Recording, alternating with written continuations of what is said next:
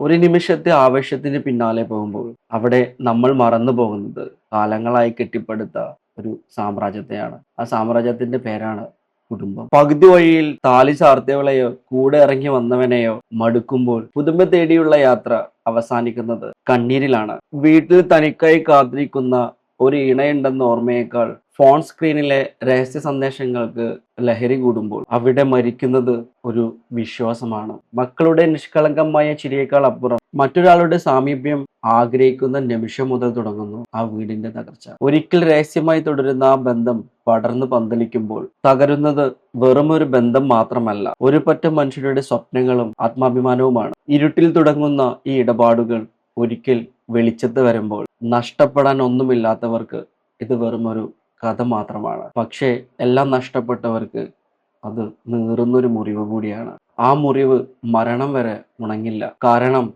അവിഹിതം എപ്പോഴും ഒരാളുടെ ജീവിതം തകർത്തിട്ടേ മുന്നോട്ട് പോയിട്ടേ ഉള്ളൂ. നാം നമുക്ക് വേണ്ടി പടുത്തുയർത്തിയ ആ കുടുംബം ഒരിക്കലും തകരാതിരിക്കട്ടെ.